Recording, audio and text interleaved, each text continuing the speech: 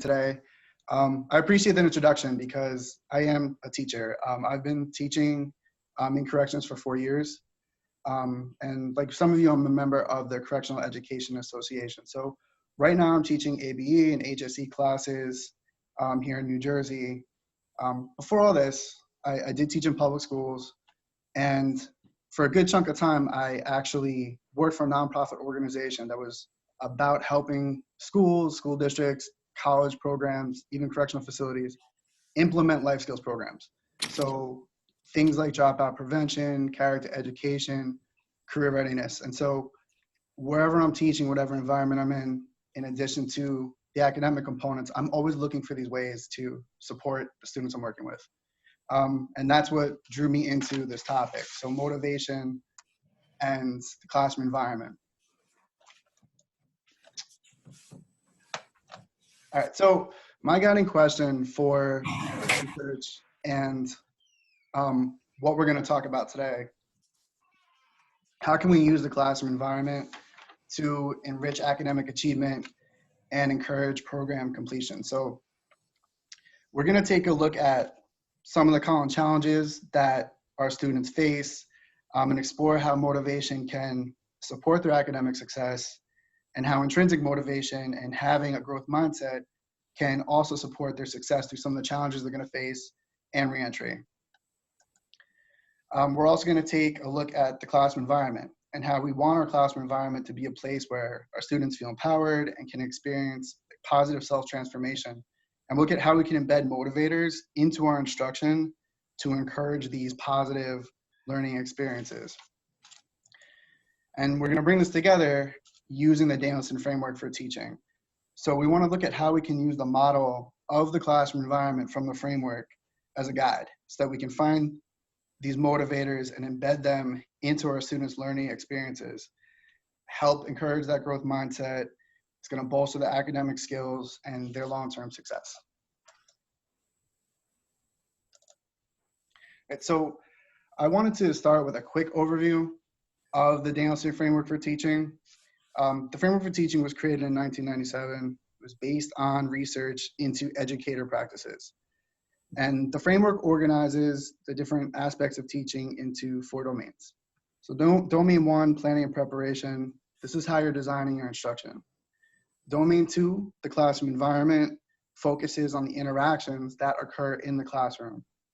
Domain 3, the instruction, is how we're engaging the students in their learning. There is a bit of crossover between, obviously, instruction and the classroom environment. We'll look at that later on.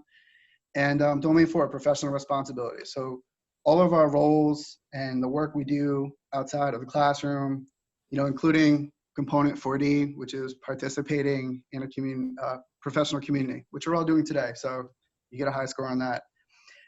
So the framework was designed from research into best practices. And it was originally published in 1997. Since then, the Danielson Group has continued to update and revise it. So most recently in 2014. And then along the way, they create many resources to support its implementation. So for example, if you go on their website, you're gonna see recommendations for using the framework for teaching in special education settings. You'll see alignments with teaching standards. So now it's almost a staple for best practices for teachers.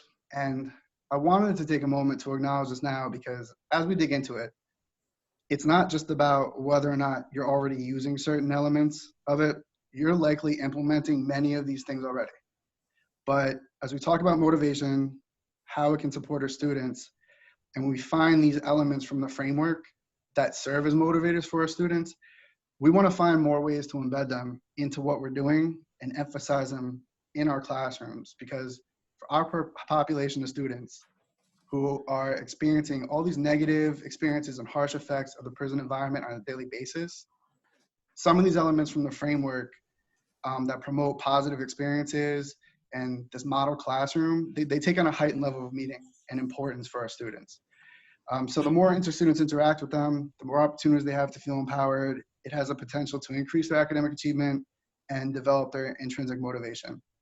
So we'll come back to the framework and we'll look at specific ways to find these motivational strategies and use it in the webinar.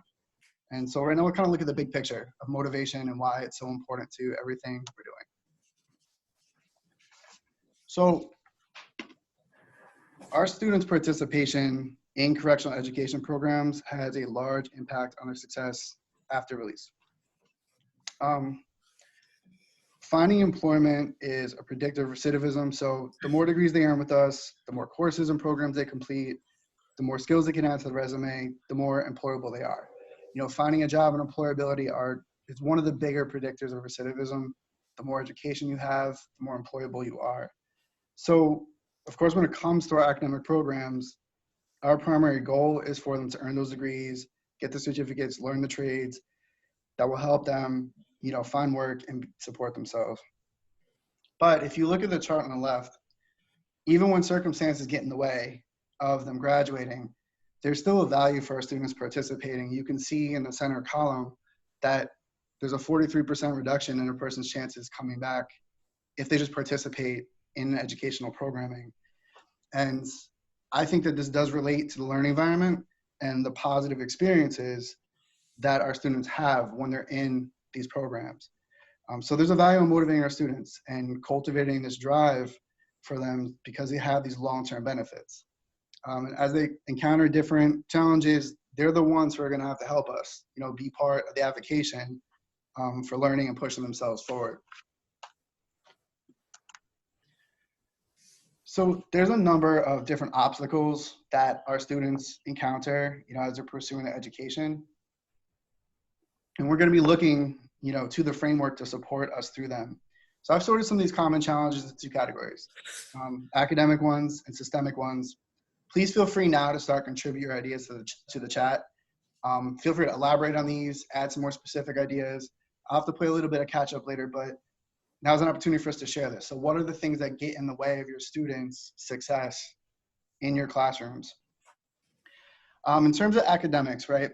So in terms of our students who have limited and interrupted formal education, our S-Life students, we know that some of our students have learning gaps, but there's also this aspect where we have to help our students become confident learners.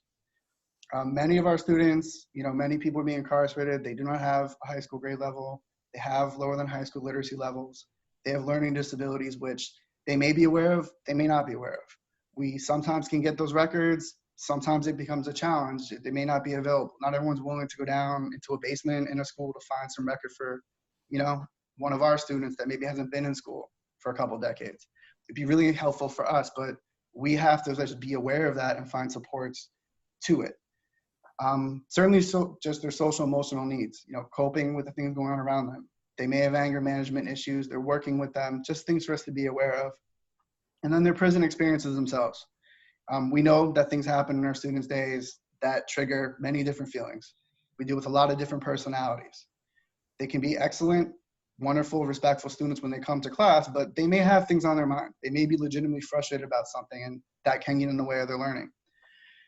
On the other side, there's some systemic challenges. So things like changes to the schedule, changes to the lockdowns, legal and medical appointments, transfers in the facility, out of the facility.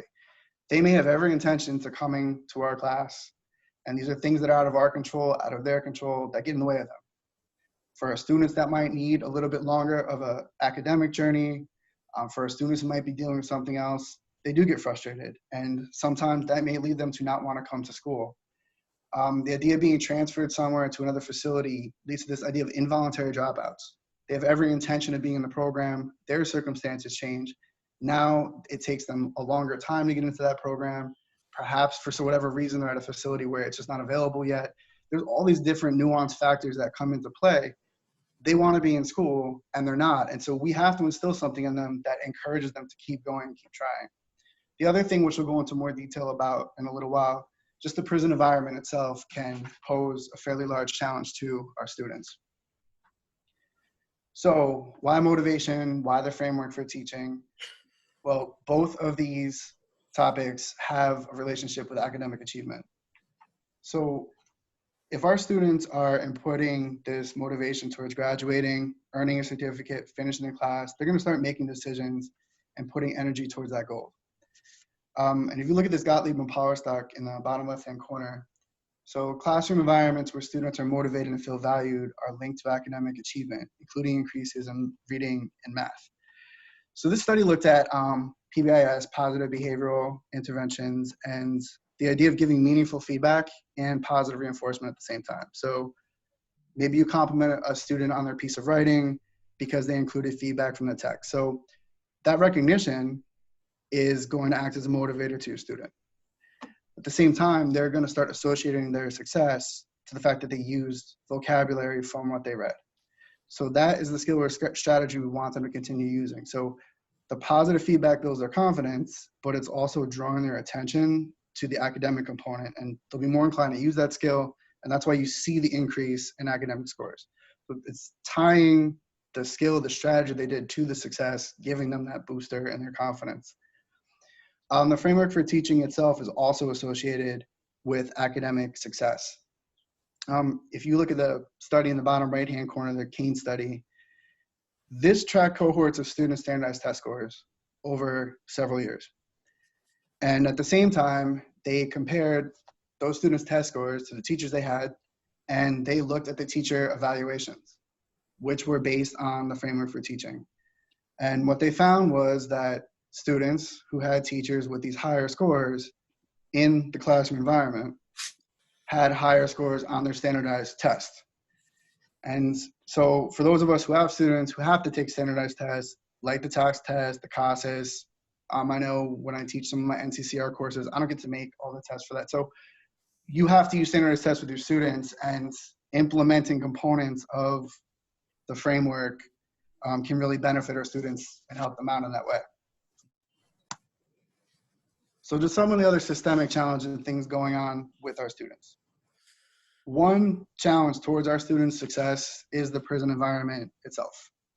Our programs and instruction are meant to promote positive experiences and self-transformation. We want our students to be successful and feel accomplished, but the entire prison environment is not designed to do this. Our students get discouraged, they feel overwhelmed. Very often they feel demoralized by something that happened, they feel frustrated, they feel disrespected by someone they encountered on the way to class. So there's not many places in the prison or parts of our students' days when they can actively live the successful version of themselves that we're working towards. Very few aspects of incarceration are modeling what a successful life after reentry would be like. The thing is, while they're in class with us, it's a time and place where they can not only work towards this idea of being successful, but they can actually live it. So when they're in our class, they can experience success. They have a chance to demonstrate their strengths, right? We all do things in our life that we enjoy doing because in some ways we're good at them. They have an opportunity to experience collaboration and use their abilities to help others. So it's a great place to encourage that positive self-transformation. And we can't control all the aspects of the prison experiences, but what we can do is be intentional when we're trying to structure their learning experiences to actively help them recognize this potential, to bring these motivators in and then give them these opportunities. And that's exactly what that Wright study on the bottom right-hand corner is talking about. We're doing these strong things in our classrooms to encourage them. If we're not finding some ways to support them, the prison experiences, they're sort of working against us in a lot of ways. So we have to be active in what we're doing. So drop this question in the chat and your responses. How do you make your students feel valued, right? I mentioned before that certain aspects of Domain 2, the classroom environment take on a bigger meaning for our students. Because so many aspects of the prison environment are so overwhelmingly negative, our students, it makes sense, our students are motivated by things that demonstrate respect towards them, acknowledge their individuality, just having positive communications with us, with their peers, with others, having recognition of their effort and their achievements. I know some of my students, they get upset or frustrated if they don't master something the very first time. They learn something the first 10 minutes of practice. They feel discouraged. We have to recognize that they're trying. Because when we think about those S-Life students, those students who aren't so used to what classrooms feel like, they don't know that a normal part of learning is taking a few times. they have to get used to that feeling. We don't want them to get discouraged along the way. So recognizing their effort is important. Recognizing their achievements is important. And of course, recognizing their positive decisions. Students come to class frustrated. I'm sure you've all seen it. On some level, we should just recognize, like, well, I get you're having a rough day for whatever reason. I get that something's on your mind, but it's good you came to school. You made a good decision. So if nothing else feels good about your day, just feel good about the one fact, like, you still came to school. You're still pushing yourself forward in a positive way. We want to give those kinds of recognition, and that's what the Bayhan study in the bottom right-hand corner is talking about. It revisits the idea that our students' time in the classroom, it's one of these few places where they can just actively feel successful, live experiences where they feel self-empowered. And this is our opportunity to support them and give them these opportunities by embedding motivators into our classroom. The goal is, we want to encourage this growth mindset. You need to have many experiences with feeling approved, feeling accomplished, making good decisions, knowing that it worked out for you. These things take time. And part of what our students are going to need to do is develop this growth mindset. So this will help them pursue their educational attainment. It goes with the idea of efficacy. Maybe you got a 67 on something. Let's not worry about what you got right. Let's just fix and focus in on what you need practice with. Recognize the strengths, and then we just find another goal. Keep it moving forward. If they get transferred and they have to re-enroll into educational programs, the sooner they do that, the better. But they need to be on the decision. That has to be one of their priorities, before they're figuring out what other kinds of activities they want to do. They need to make that a primary goal. Drop the JPay and get enrolled in a program as soon as possible. I'm thinking about sometimes there's codes. Our classes get delayed. So they'll still let the students come when the code is clear. Is the student going to decide to come to class for a shorter class, or they say take the day off? I know my students know what my response to that would be. I'm sure your students know what your response to that would be, but they still have to make that decision. So we can't set all these goals for them. We have to just structure their learning experiences and use these strategies that'll let them feel accomplished, make them interested in attending our programs. Positive self-transformation is a process. So once we identify these motivators, we can find new ways to embed them into the work and emphasize their opportunities to experience them.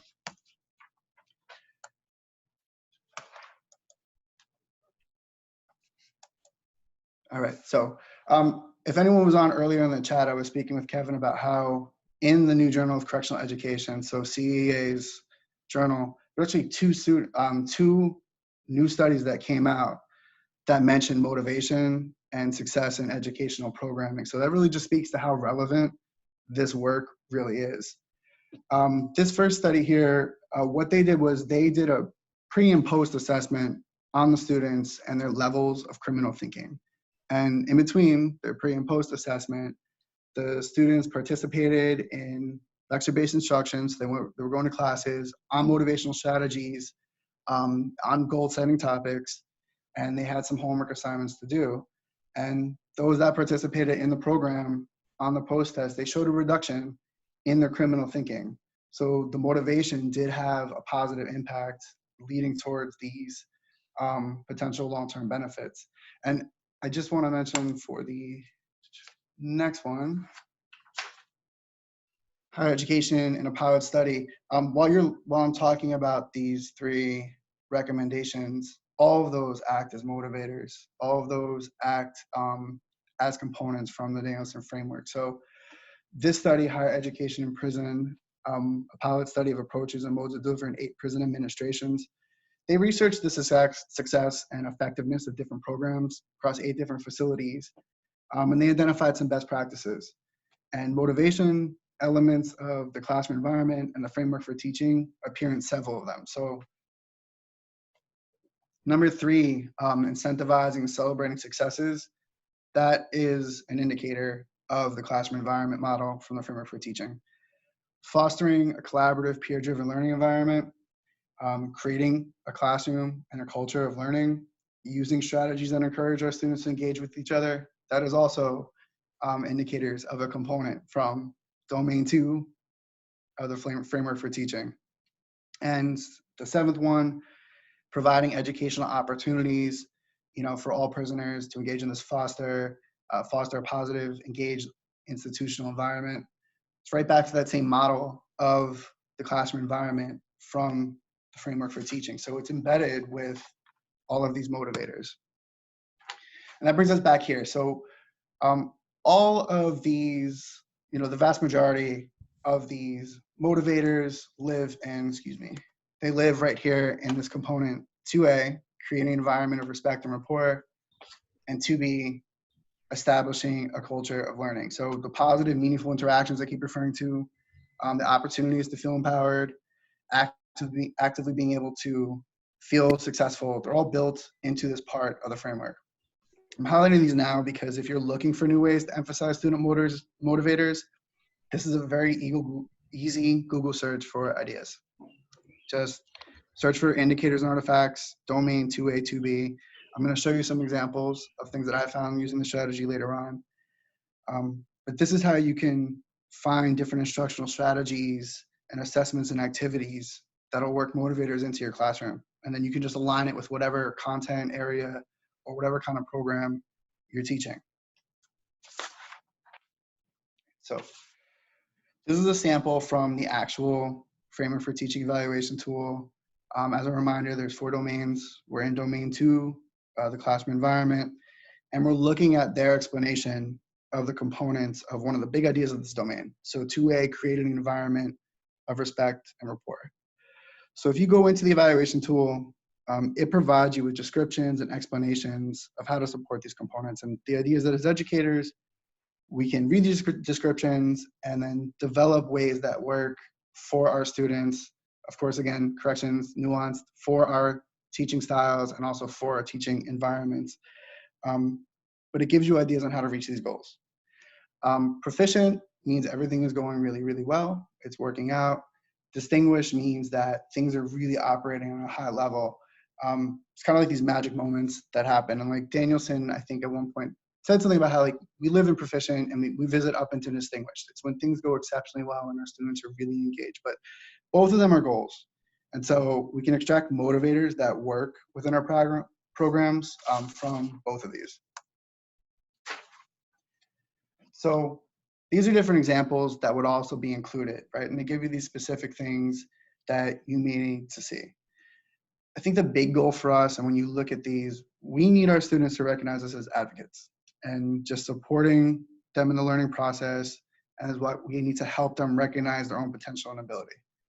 And I know in terms of corrections and the population we work with and undue familiarity, there needs to be really clear boundaries with what we do. And I don't think that there needs to be any gray area. I think we can accomplish all of these things through our actual instruction and through the content we're teaching, as long as we're just seeking ways to do that.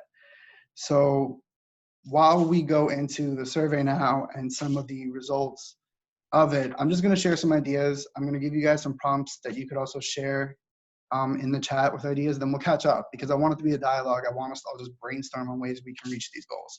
So for the study, I reviewed those models of component 2A, creating an environment of respect and rapport, and 2B, creating a culture of learning. And I compared the indicators for proficient and distinguished. And this is an overview of the elements and indicators of those components. So while you're taking the time to look at them, what you're going to see is that these all align with motivators for incarcerated learners. These are all demonstrations and interactions that show respect, their recognition of individuality, recognition of effort, positive decisions, and they're all contributing to this positive learning environment where our students have the potential to feel empowered and go through this positive self-transformation. So that brings us to the study. So the purpose of the study was to determine which of these components, which of these elements from the framework work as motivators for our students, and then are also going to help promote their academic growth, their ability to get employed, and their successful reentry. So all of these components were measured in the study. They were included on the educator survey. And we're going to look at results from the study. Some CA members participated in this. If you didn't have a chance to, I'm going to give you guys an opportunity to do that towards the end of the webinar. It's completely voluntary, but you can do it for reflective practices and just share ideas and exchange them. So right now, as we look at the results, we're just going to talk a little bit about some ideas. So here were the two organizations that were invited to participate in the study: Correctional Education Association and the Nebraska Correctional Administrators and Managers Association. And this will give you an overview of the different classes that the participants taught. Now would be a great time to share what classes it is that you teach and that you're working on in your facility. So we can see a lot of adult basic education teachers, high school equivalency, some teachers for college credit courses or vocational courses. And then for the area where the students talked about other, those are some of the supervisors of educational programs that participated, volunteers, maybe not teaching an academic course, but something like social and emotional topics. Kevin and I were talking before about behavior modification. The framework will work within all of these dynamics. So really interesting mix of participants. And here is a survey design and what they did. So the survey was online survey in Google Forms, and the questions were paired about the components. So the first question was measuring the educator's use of components from the classroom environment, from the framework for teaching.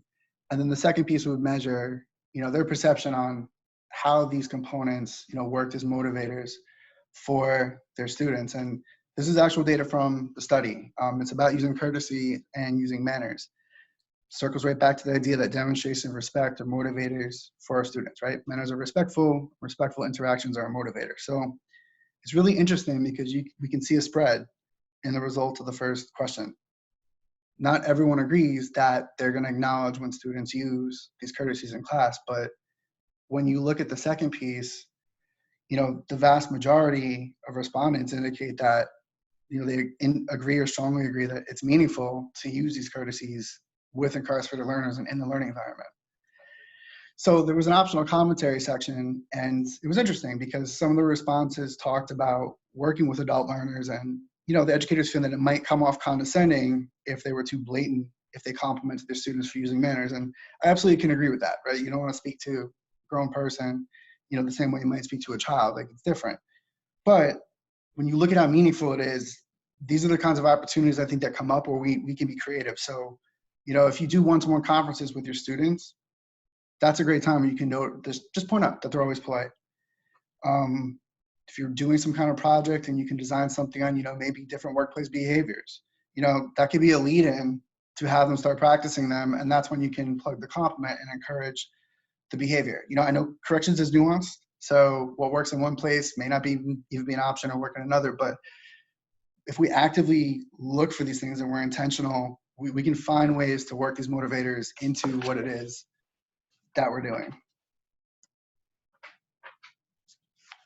So overview of results. We'll look at this quickly because the responses indicated that these motivators were falling into two categories, right? So it did confirm that elements of the framework all worked as motivators, but there was two basic categories that everything fell into. So on the left, high levels of implementation, and the components are student motivators.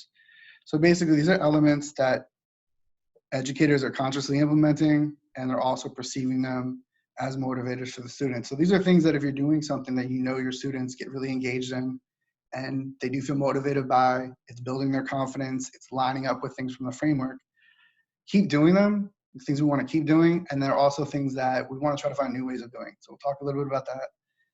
And then there was these varied levels of implementation, but the components were still acting as motivators when they occur, or we want to encourage them when they occur. And so these are indicators like that example we just looked at with the compliments. There's different reasons that educators aren't emphasizing certain things. Sometimes it comes out of the students' preferences. Sometimes it might be because the physical environment itself doesn't allow for certain activities, like may not be able to move desks around to encourage different kinds of interaction. And sometimes it's just out of the idea that, some of our students, they want the education, but they just want to keep to themselves, and it's a prison. So in a way, we want to, we definitely want to be respectful to that. So these indicators are interesting because they're giving us this opportunity to find new ways and improve upon some of the things that we're doing. All right, so the first question, how do you welcome your students in a positive way? And you can share that in the chat. So we're seeing here, these are high levels of implementation. Our students we want to greet our students when they arrive to class. Most of the respondents found this to be something they agreed or strongly agreed with. And they also felt that it was important to the tone of the classroom to welcome the students at the beginning of class. So if you're doing this and you know it works, what I was going to suggest, let's try to find new ways of doing it. So something like using the entrance ticket. Our students are coming in, we can talk to them, give them a positive greeting, but we're giving them an assignment right away. So it's part of what we're doing. Maybe we're going to give them their own entrance ticket or something that we've tailored to them based on something that happened yesterday in class. If we're doing it for everyone, but we're also personalizing it, they're getting that positive welcome, and we're also building, that piece where they feel empowered because they're getting something of value. This came out a little small. So everything's different. Like, we're all planning moving forward for COVID. So something I was thinking about doing is doing like photo essays and big assignments with our students, so everyone can walk in and get like a personalized image about the same topic. So right now we're looking at all these protests. It's very relevant. Our students are very interested in it. So maybe giving them different photographs of things, and then they can use this document to analyze it, and they're pulling out pieces. This came from the National Archives. Anything that I'm sharing here, I'm going to link to at the end of the presentation, or I can share it with you if you want a deeper look at it. All right, so another element of high implementation student motivator. So my students enjoy being recognized for their efforts and persistence, and positive recognition and praise, is meaningful and a motivator to them. So the question for you to share in the chat is, how do you recognize your students' effort and persistence during class? I know that our students really respond to getting certificates. They love them. They like getting stickers and things like that, but we're not going to give a student a certificate of achievement every day. So something I was thinking about is just the idea of using checklists, right? So giving them specific goals that they need to accomplish on an assignment, or giving them a step-by-step outline of steps they need to accomplish. It's a great self-monitoring strategy for our students so they can track their own progress. But then while class is going along, you can come in and you can also give them, recognition on a smaller scale of the things that they've accomplished so far. And I think for a lot of our students, if they see that, okay, I got 8 things out of 10 checked off, then they're gonna start to draw their attention to what those other 2 areas are. And it's a great opportunity to bolster their academics, but you're giving them a chance to pursue that effort, and track their own effort and feel encouraged while they're working on something that has to do with whatever your academic goal is. So interesting question. So we're back to these varied implementation elements that are also meaningful and encouraged. So students wait for others to finish speaking before they talk during discussions, and it's meaningful to the classroom environment for students to wait for each other to finish speaking. So I'm really curious, how do you reinforce this expectation in your classroom?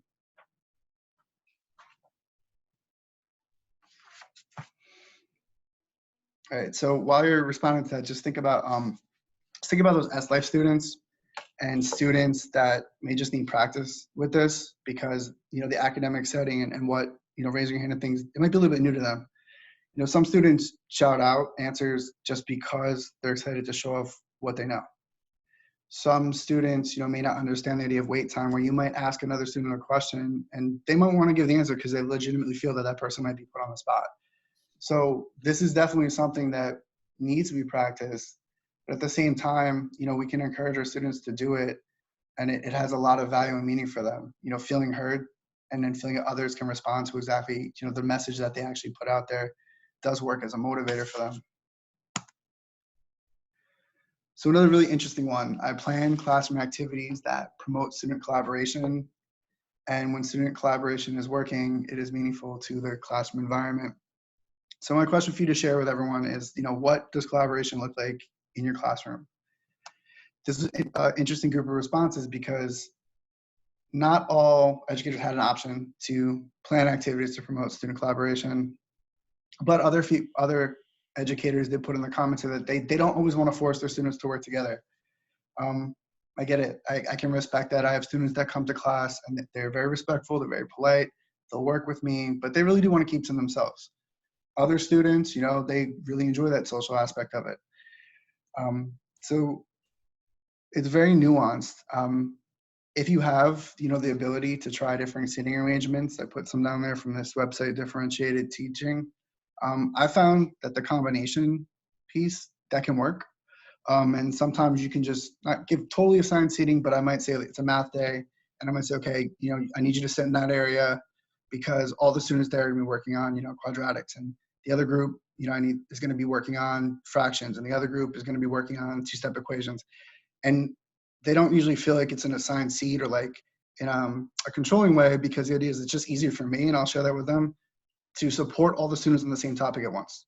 So a lot of the management goes back to just procedures. It really has nothing to do with me wanting to boss you around. It's really just about procedures so that everyone can get the best class experience possible. So if you don't have an option to arrange your students and play with different ways to get them to collaborate, another thing you could think of doing is doing big group picture assignments. So giving them an essential question, giving them a Post-it, everyone can write the individual response, everyone can respond to it.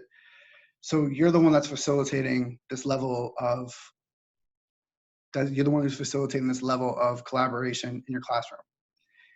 It could be a great starting point for some of your students who do want to work together. It's a great starting point to encourage, you know, small group, whole group collaboration. But it's also another way for our students who may not feel so comfortable with that face-to-face interaction at once to still be a part of the classroom community. So you're still giving them that option to collaborate, and you're still getting that benefit of the motivational piece worked into it. All right, so the students in my class compliment each other when someone has an accomplishment, and it is meaningful to the classroom tone when students compliment each other. Feel free, please, again, share, you know, how your students encourage each other in the chat. You know, there's different ways we can have our students give feedback. We can have them evaluate each other's work, you know, by giving them a rubric or a checklist, you know, giving them specific things to do. But this actually refers back to one of the articles from the current Journal of Education that I referred to. So this idea of the importance of peer-to-peer support is important to success. Peer-to-peer support, it's a motivator. Peer-to-peer support, it's also in the framework for teaching. So, you know, you can have students check each other's work. You can have them evaluate the steps they followed, you know, just what steps did this person do correctly. You can just give them, if you're looking at this peer assessment strategies on the left, you can just give them the what went well piece, right? If they had a checklist of things they needed to accomplish, just let them do that what went well piece for another student so that they give them the benefit. You can have those other, you know, conversations later if that may not work with your students. The same thing. So there's few options. We just have to find ways that are going to work for us and work for our students. You know, you might have a group. I've seen groups like mentoring groups where at the end of it, you know, everyone gives a shout out to one other person on something they did well in the class. That may work for your group of students. That may not. That may fit your style. We just have to be creative, and we can find ways to work this into our actual instruction. So as far as conclusions for the survey go, what we did find is that, you know, it confirmed that components of the framework did serve as motivators. Incarcerated learners are motivated by interactions that acknowledge and their individuality, demonstrate respect, and praise their effort, the relevance of education to their employment. And then we talked about how there are some of these indicators that may not always be emphasized due to our students' preferences for safety, but they do serve as elements when they occur. All right, so it's about 1:50. Kevin, do you want to start doing Q&A? Sure. Yeah, that went a little bit over. I didn't quite get to everything I wanted to, but I can share that later on. It's I would say just continue with what you have. Okay. Yep. So we'll go through this quickly. I mentioned before, if you're looking for ideas for finding ways to work these motivators from the classroom environment into your instruction. Just do a quick Google search, domain 2, component 2A, component 2B, and look for words like artifacts, indicators, evidence, and you'll see all these different rubrics and things that other places came up with. So you don't have to reinvent the whole wheel. Like, you can look on this one. Something that stood out to me was like having academic language posted. That's something your students can take on. That's even a reinforcement activity. You can have them make your word wall, especially some of your students that need that practice with the vocabulary.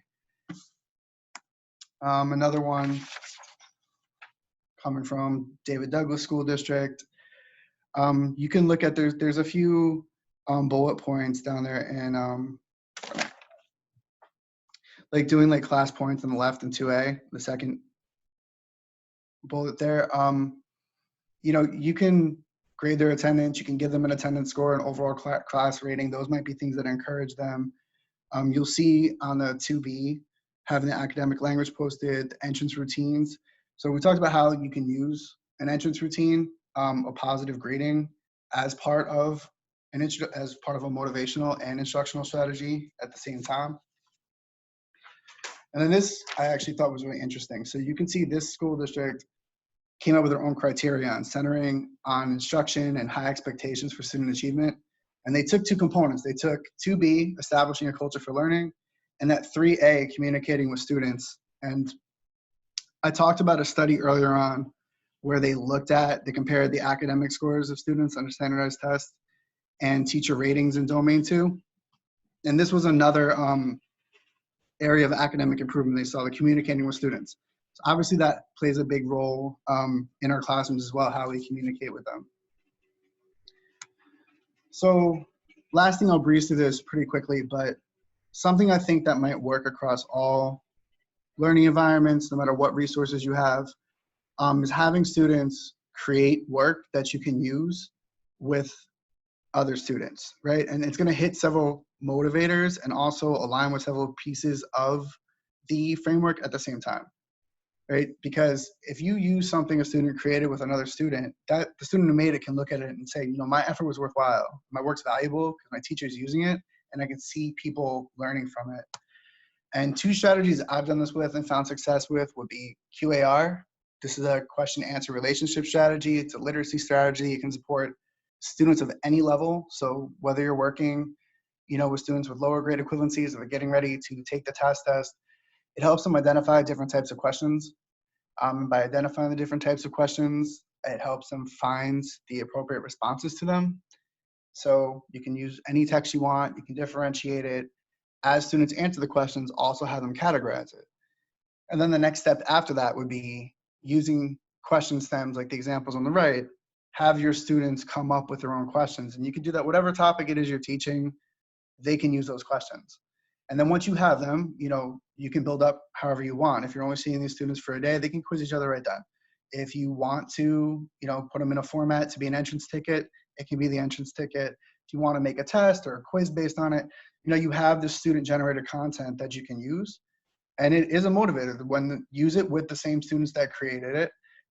Respect if they don't want to do that. I always ask my students, can I use this? Can I use this? But when they see other people learning from their work, that counts as a motivator. And it goes back to this idea that like, I'm this person who can contribute something that other people can benefit from. So it's really can be a powerful experience for them. Same thing with this math strategy. This is a strategy for breaking down word problems. Also works across all grade levels. So for your students who are higher level, lower level, has them annotate word problems, find specific information, and then using that information to solve it accordingly. So when you teach a strategy, you're going to give students these math operation terms. Like I have examples on the right. They work through the word problems. They have a chance to solve them. And then what you really want to see is that annotation piece, right? And then the second part, have them write their own word problems. When I did it with my students, I just had them create lists. So it's some background, things you would purchase at the store, bills you pay. So when it came time for them to write their word problems, they had some names and some information to fall back on. And then you also just give them another group of math operational terms, and then they can write them. And then you can do whatever you want with it. Again, like you have these word problems now that your students wrote. Anytime you want to reinforce cubes, you can do it. When I did with my class, I had them do this assignment the next day. And it was definitely a part of the wow factor because they were excited to see their word problems show up. But it was really interesting. And even if students are writing word problems on different levels, you can still have all the students apply the cube strategy to it because you're giving them the same list of terms that they're looking for within the problem itself. So summary and next steps for today, remember intrinsic motivation supports our incarcerated learners' academic and long-term success. Use the framework too, classroom environment as a guide for identifying these student motivators. Select instructional strategies and models that promote positive interactions and encourage the self-transformation. And you have to select ones that are engage your students and also fit your teaching style and environment. Modify the strategies that motivate your students to include academic content. And then on the flip side, modify your delivery of academic content and embed emphasizers and motivators into it. All right, so from here, everyone, you should have a chance to go ahead and do the survey if you so choose to. I know went a little bit over time. I'd wanted to give some time for you guys to do that today on top of the Q&A, but you can feel free to go ahead and do that while we go through everything else. So does anyone have any questions about anything we talked about or want to see the resources? Yeah, Jason, we have a couple of comments. Sure. Joya Clark, she says they plan time during class for practice and make sure that she mixes up by calling different names. They joke around when students don't necessarily answer right away, but it gives the students, all students, a time to practice listening to each other and giving each other time to think. Alva from Rhode Island said that for motivation, they're fortunate enough they have the PD Green students that come in from their different colleges, and they're volunteers, and they're not necessarily education majors, but they're volunteers that want to learn about working with our type of students. So what he does is he has them break up into smaller groups working with them. Then he also says that in Rhode Island that students that work hard will actually earn good time. So they earn time for good attendance and being in school. So it's great to hear all those things. I know we usually have PD Green at our facility, and it's something that several of my students have participated in, and they really feel the benefit of that. And just speaking about the idea that the student giving them practice to hear their voices heard, it's really good to hear those things. Like I said, like we're doing these things. It's just if your students like it, like let's try and find more and more ways of building them into what we do. Sandra Johnson has a question for everybody. She's a supervisor with juvenile justice, and she asked if you could talk a little bit more about the importance of positive teacher-student relationships in motivating students in the classroom. Sure. So I think, then again, like I'm just learning. I'm an educator like yourselves, but I think we just want to try to have the students realize that we're an advocate for their success.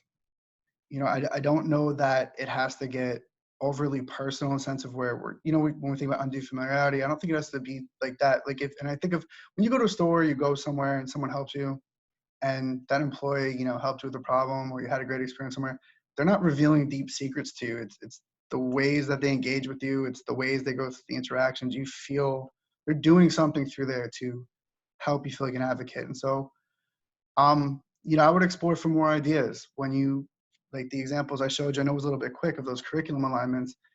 When you read through those in depth, you'll find all kinds of different examples of what works for those groups of teachers that can also work for us. And, I think it's about just exchanging ideas. We also have a question regarding, you have a quote from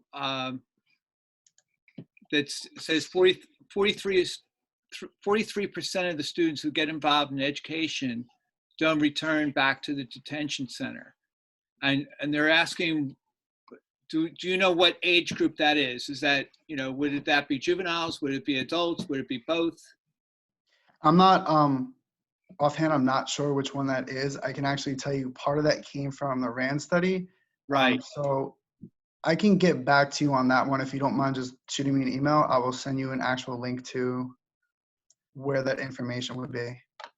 Yeah, Susan Lockwood, it was interesting because that she was on part of that study, and she's the president of CEA National.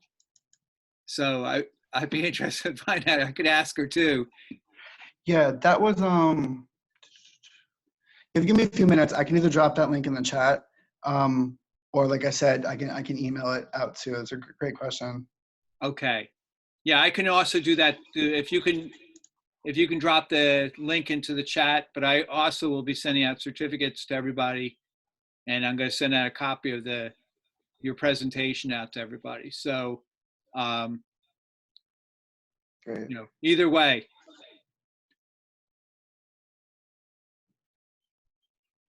Dr. Alva from Rhode Island says, thank you, Jason. I appreciate your help. The survey link needs to be posted in chat so we can access it. Thanks again for your presentation. Okay. Thank you. So, do you know how to do that? Because I sure as heck don't know. Yeah, I just put it in there. Okay.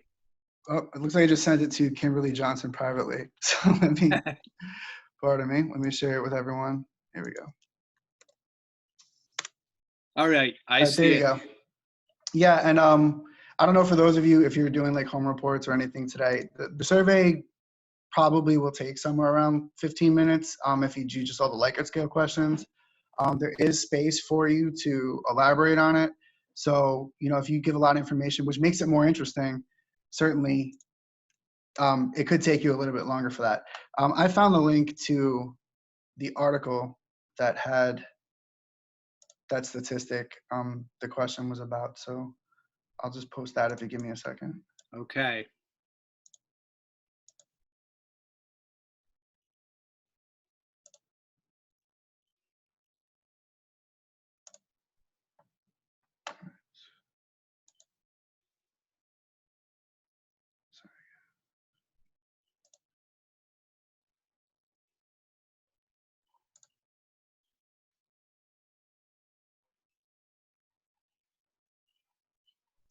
In the meantime, if anybody wants to post any questions, oh, there's the link. Okay. And all those and any of the studies that I referenced, they'll be at the end of the presentation as well. So you'll have that. And then my advisor and I are working on actually submitting the study itself to the Journal of Correctional Education over the next couple months. So, there'll be more information about the study itself and everyone that participated and all the information as well. That's awesome. I also appreciate the plug for the Journal of Correctional Education Association, because a lot of times people get it. Yeah. There it is. Yep. And they during the process, I have a meeting on Thursday night with the national board, and they had a change in the server for all the past journals, and apparently technology is good and bad, but the college that they had the information in upgraded their server, but they forgot about CEA.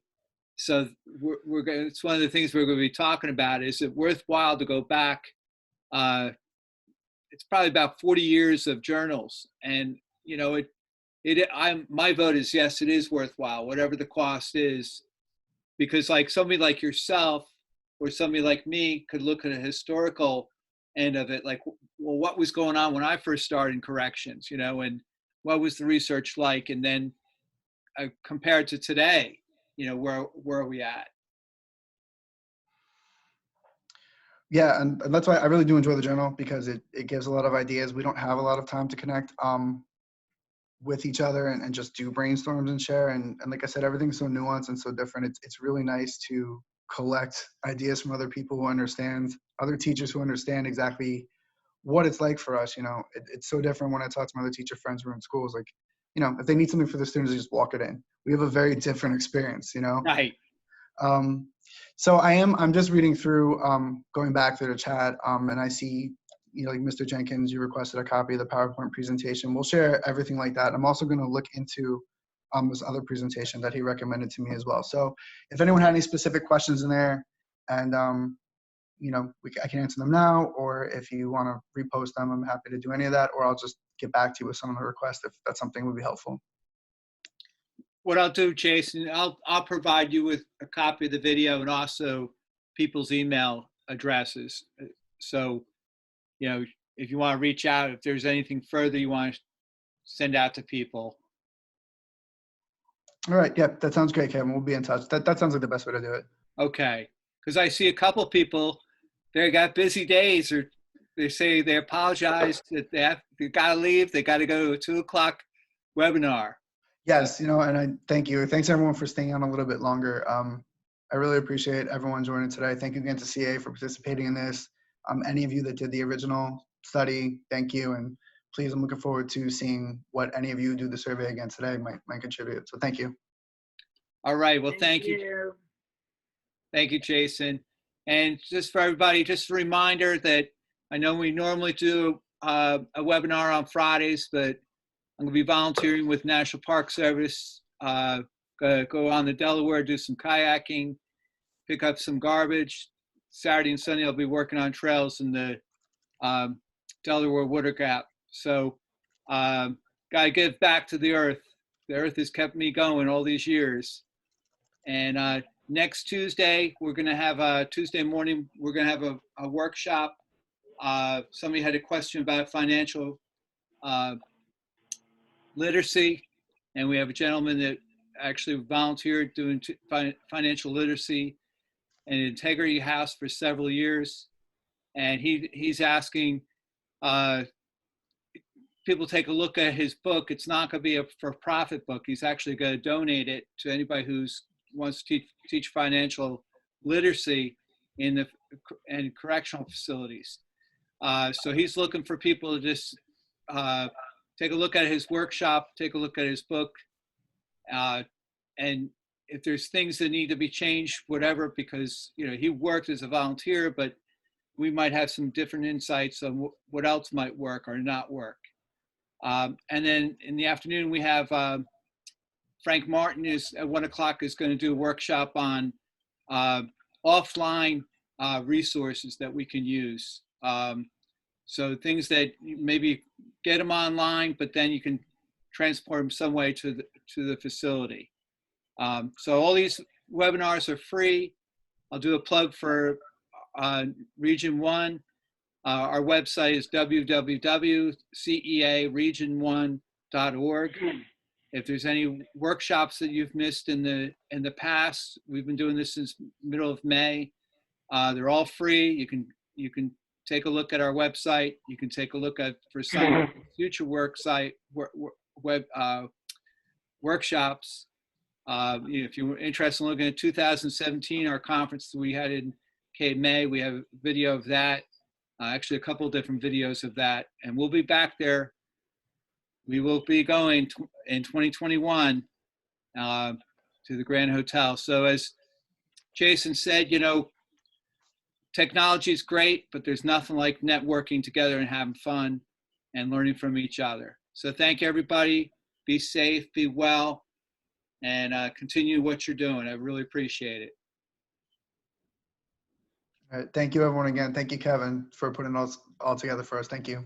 Thank you. Great job. Great job. Thank you. Yeah, it's great to have somebody, a teacher, giving a workshop. It's wonderful, Jason. Fantastic. Very good job. As I said out there are a lot of talented people I know that are on these Zoom meetings. If you want to step up and do a webinar for us, it'd be wonderful. Thank you. All right, Kevin, we'll be in touch. We'll get all the resources together, right, and share it with everyone? Yes, I will. All right, sounds great. Let me know. We'll be in touch. Thank you again. All right. And I'll be sending out certificates to everybody and a copy of the recording. So just give me a little while. Might be later on tonight. Thank you. Thank you.